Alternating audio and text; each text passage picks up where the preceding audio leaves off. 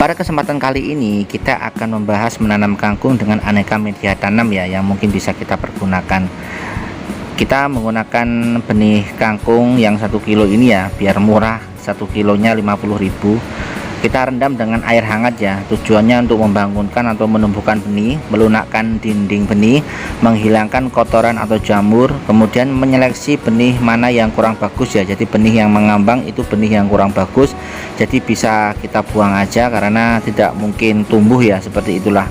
Jadi kita seleksi dengan merendam dengan air hangat, direndam kurang lebih 12 jam ya minimal ya, agar kulitnya lebih lunak dan mudah berkecambah, seperti itulah. Nanti yang kurang bagus kita sisihkan seperti ini.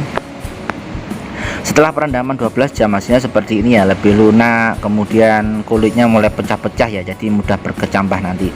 Nah, seperti ini. Nanti kita bisa menggunakan media tisu basah, tisu kering, kemudian kain vanel, rock wool, kemudian kapas dan tanah kompos ya. Nanti kita lihat perbandingannya apa, ada pengaruh apa tidak, seperti itulah. Kita menggunakan media tray seperti ini ya.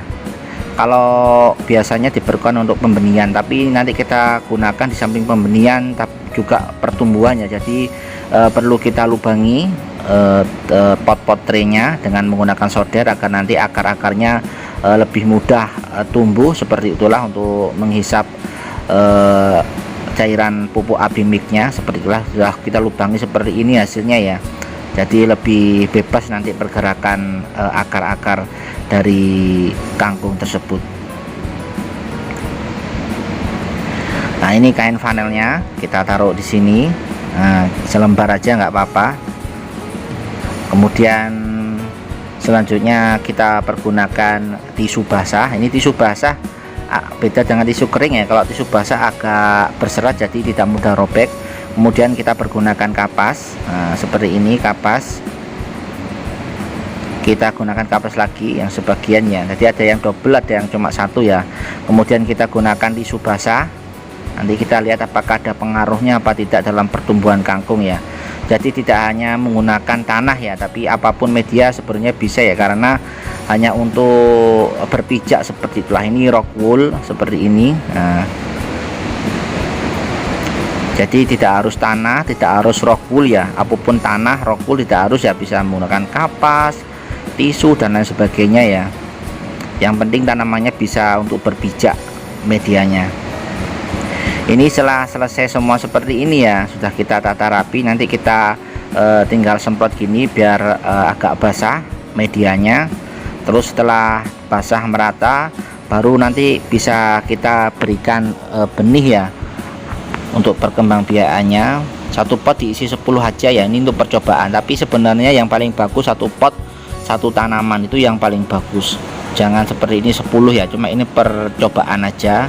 Jadi kalau Anda memang nanti ingin bertanam, usahakan satu pot satu tanaman aja, karena kalau banyak benih dalam satu pot nanti pertumbuhannya kurang bagus ya, karena pasti akan berdesak-desakan, seperti itulah. Akarnya pun akan rempet-rempet, seperti itulah. Jadi kalau bisa satu pot satu tanaman dimanapun, seperti itu ya, biar pertumbuhannya lebih bagus. Ibarat orang tuh kalau satu kamar satu orang pasti lebih enak tidurnya, seperti itulah. Nah, setelah kita beri semua potnya dengan benih kangkung, kita semprot lagi ya, sering-sering kita semprot aja. Kalau masih awal-awal gini, kalau bisa di tempat yang agak rindang aja ya. Ini setelah 2 hari ya, kita taruh di teras ya, jangan langsung ke sinar matahari kalau masih kecil-kecil gini. Nah, seperti ini kecambahannya setelah 2 hari ya. Ini 24 Oktober tahun 2020. Nah, seperti ini kita beri pupuk abimik ya, konsentrasi 500 saja nggak apa-apa kalau awal-awal. Nanti semakin tumbuh kita tingkatkan sampai 1000 hingga 1200 ya, kita masukkan sini aja. Nah, seperti ini biar nanti kita tidak usah nyirami lagi, seperti itulah. Jadi nanti kalau airnya berkurang tinggal kita tambah ya, karena semakin besar airnya cepat berkurang ya, karena penguapan dan diserap oleh tanaman kangkung itu sendiri. Ini 3 hari seperti ini ya, tanggal 25 Oktober tahun 2020 sudah mulai tumbuh lumayan tinggi ya, semakin cepat pertumbuhannya. Nah, kita sanggah dengan menggunakan batang bambu biar tidak lengkung traynya yang atas, seperti itulah. Nanti kalau bisa pinggirnya kita beri besi juga galvalum biar kuat, seperti itulah.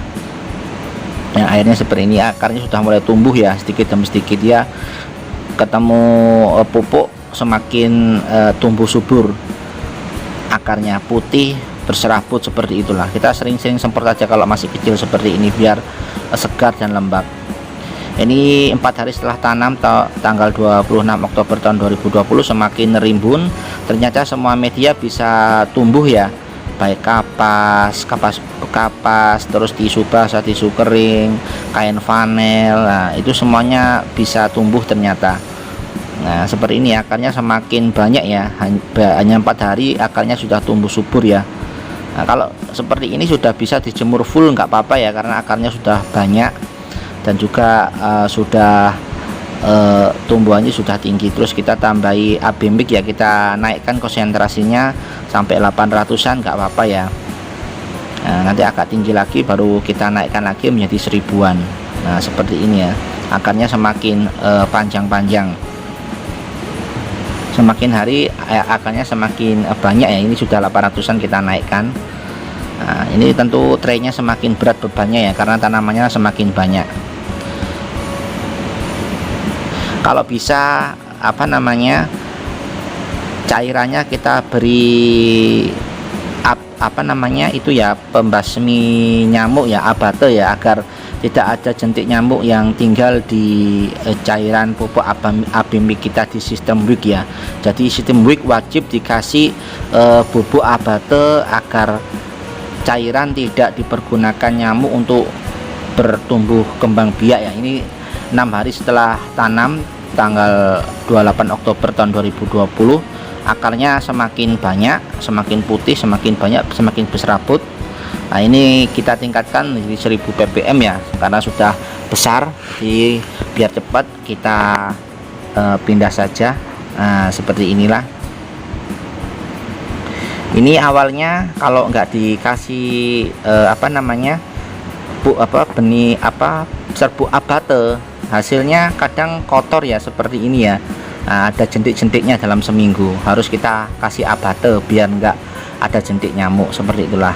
Ini setelah 11 hari tanam, 3 November tahun 2020, pertumbuhannya semakin cepat ya, semakin besar seperti ini. Sudah 1 jengkal jari kita beri sanggahan kanan kiri dengan besi ya, karena kalau nggak dikasih sanggahan seperti ini pasti tray yang atas akan doyong ya, karena tidak kuat menahan beban tanaman yang begitu banyak, seperti itulah.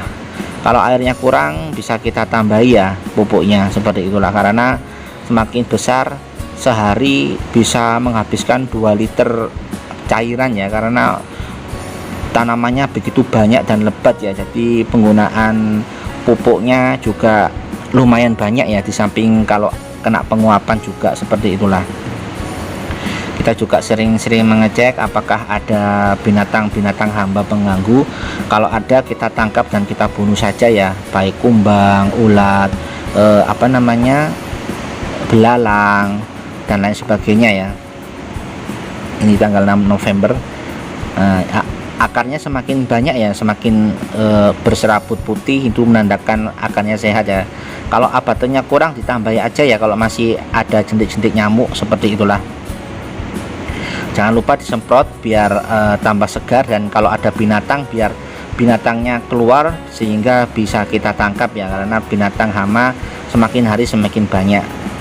Nah, seperti ini ya, kumbang-kumbangan seperti ini semakin hari semakin banyak ya. Kalau tanaman kita semakin besar, semakin subur, semakin rimbun, hama itu semakin banyak.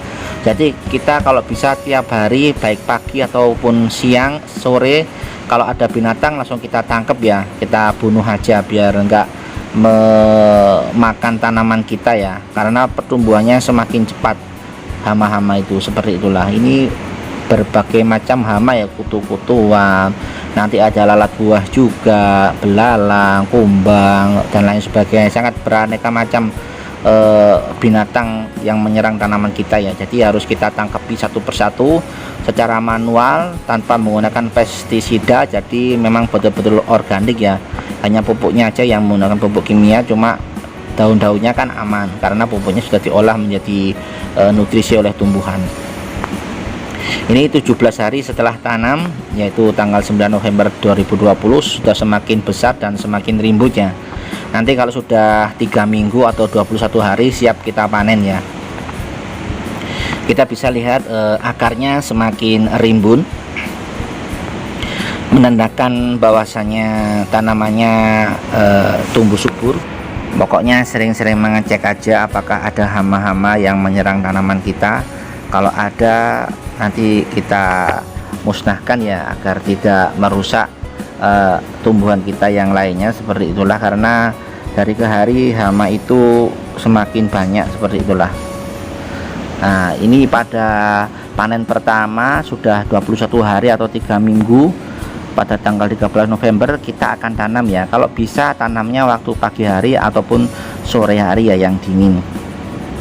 Dan saat menanam jangan langsung dipotong semua ya, kasihannya. Potonglah yang atasnya aja ataupun pucuknya, karena kalau batangnya bawah ya nggak bisa dimakan ya, percuma ya. Kalau kita kayak teh kan yang diambil hanya pucuknya yang bagus, kalau batangnya kan juga nggak enak dimakan. Dan juga kalau kita sisihkan batangnya dan sebagian daunnya, otomatis tanamannya tidak kaget karena akarnya banyak, masih ada batang dan sedikit tumbuhan, sehingga masih bisa hidup berfotosintesis. Tapi kalau langsung kita potong dia akan kaget, seperti itulah.